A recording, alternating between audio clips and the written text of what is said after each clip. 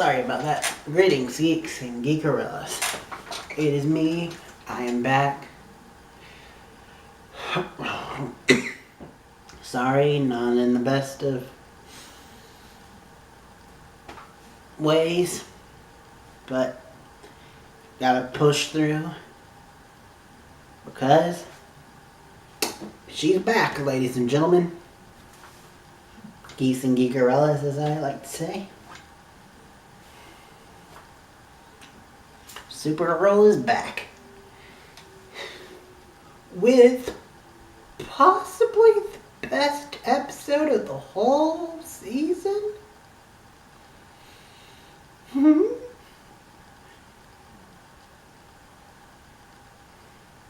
But anyway, let's get into it. But before we do, I'm going to recap this episode, and that's going to include a whole lot of spoilers, so I suggest you go watch it and then come back and tell me what you think in the comments. So, let's get into this. So, our episode, this is the Winn episode. So, our episode basically begins with Winn finding out that his dad died in prison. Which, honestly, I'm not totally sure he is. But then Winn has a moment where he's like, he was an awful human being. But then Jimmy, which good on him, they actually used Jimmy in a good way this episode. Says it's not, he was still your father.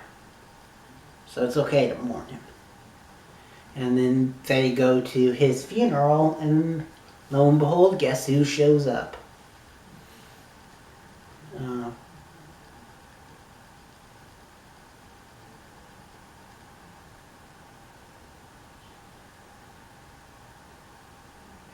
Mrs. Cooper from Big Bang. Or, for the older crowd, Aunt Becky, who's playing Winn's mom, who is never really mentioned, and now we find out why. Apparently, she hasn't seen him in 20 years. Holy shit. 20 years.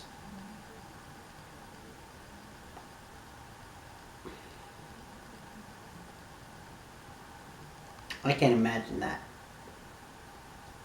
But just as they're talking, the coffin explodes. And they're thinking that it's all just one last trick from the Toyman. When W-H-E-N, flying monkeys come to the scene, and they start attacking the DEO where the mom is, apparently looking for her. And in a really cool scene, we see Supergirl taking down most of them, while James takes out the rest, and Winn protects his mom. And then, as things go along, they're working on one of the monkeys, trying to figure out who made it.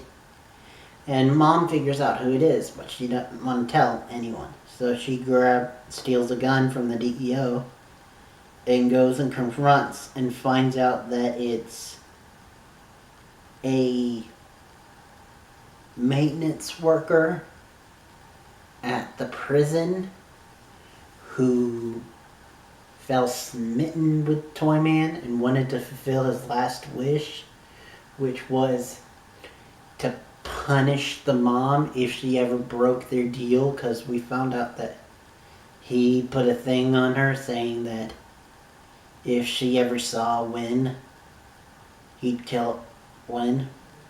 And she's like, you saw Winn at the funeral. So I'm going to kill him. Then I'm going to kill you. And we get this awesome scene with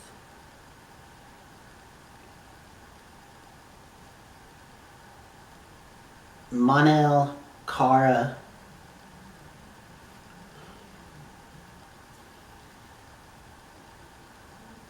I think Jimmy was there, and Winn.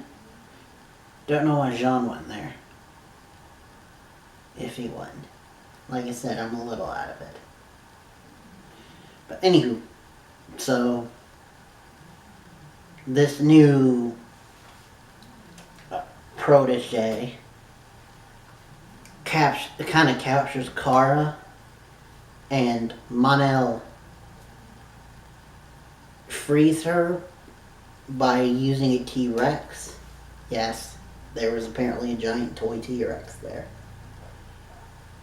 Huh. He got a bug bite. Anyway. Then he takes down the T-Rex with a cape, hinting that he knows how to work a cape. Because, as we know, he has a suit for the Legion. But we later find out that apparently it got broke. It got ripped in travel. And so Winn's gonna have to fix it. So, nice little throwaway line there to explain why he hadn't had his suit this whole time. And why he's been having that crappy, like, CW go-to costume.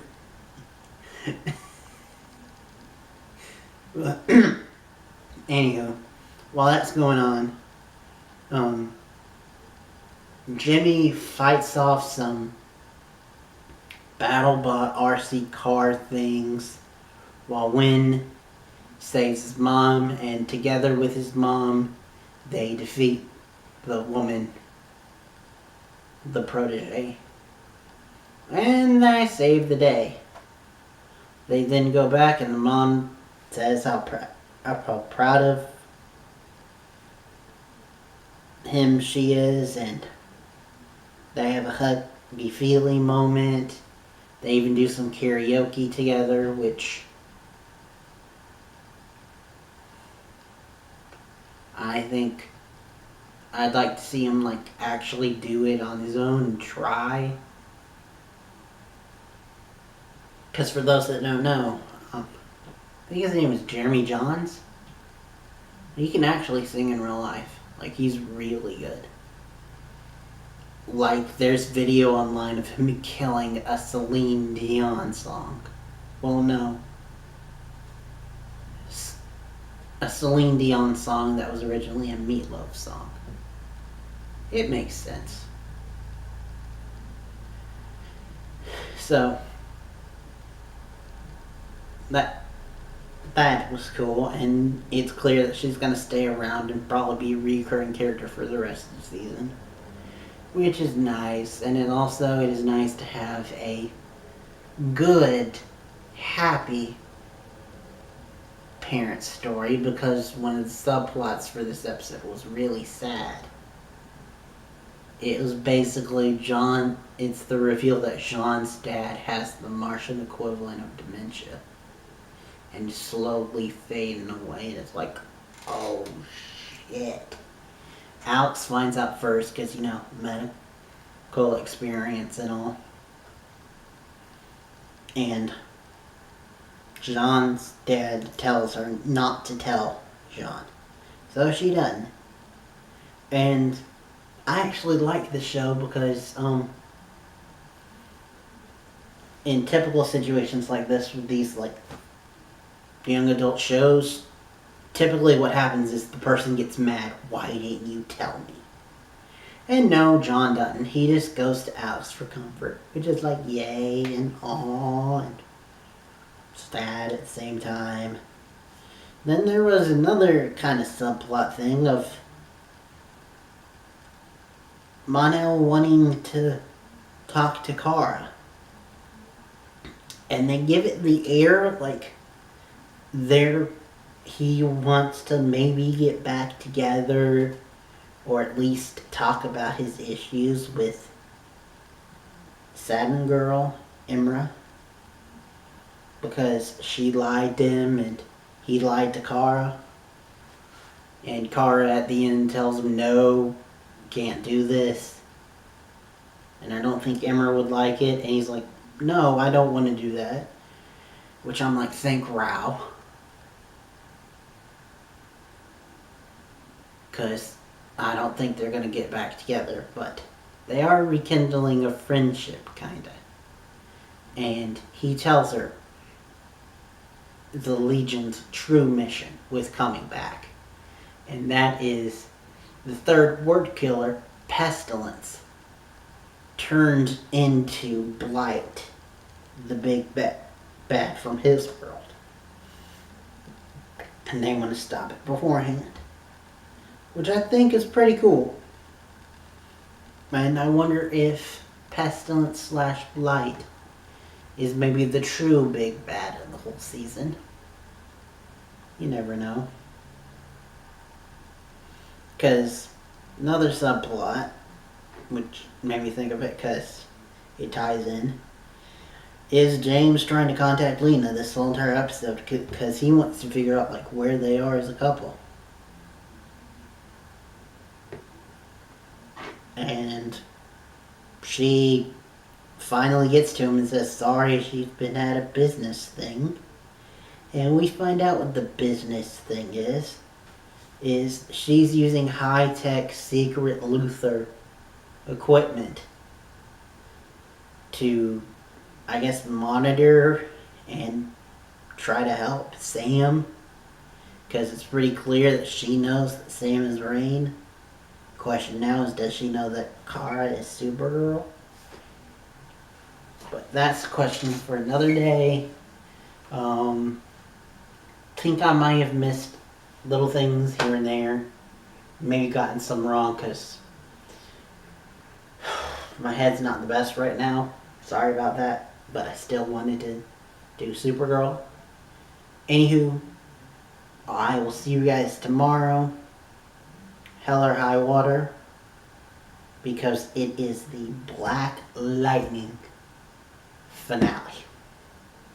And also Rise, which I'm really enjoying. Anywho, till next time, and beyond.